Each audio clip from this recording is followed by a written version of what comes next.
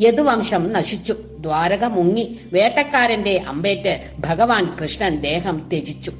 അർജുനൻ അന്ത്യകർമ്മങ്ങൾ നിർവഹിച്ചപ്പോൾ ഒരു ദേഹമെല്ലാം ദഹിച്ചെങ്കിലും ഹൃദയം മാത്രം സ്പന്ദിച്ചുകൊണ്ടിരുന്നു. അർജുനൻ ആ പവിത്ര ഹൃദയം നദിയിൽ ഒഴുക്കിവിട്ടു.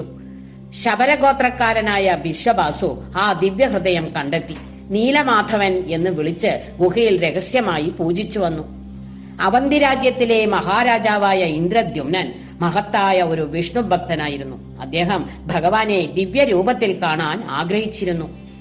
ഒരു ദിവസം സഞ്ചാരിയായ ഒരു മഹർഷി രാജകൊട്ടാരത്തിൽ എത്തി പറഞ്ഞു, രാജാവേ, ദൂരെയുള്ള ഒഡീഷയിൽ നീലമാധവൻ എന്ന പവിത്ര രൂപത്തിൽ ശബരഗോത്രക്കാർ വിഷ്ണു ഭഗവാനെ പൂജിക്കുന്നു. അതിസന്തുഷ്ടനായ രാജാവ് ഉടനെ രാജപുരോഹിതൻ വിദ്യാപതിയെ നീലമാധവനെ കണ്ടെത്താനുള്ള ദൗത്യം ഏൽപ്പിച്ചു. വിദ്യാപതി ഒഡീഷയിലേക്ക് ദീർഘയാത്ര നടത്തി വിശ്വഭാസുവിന്റെ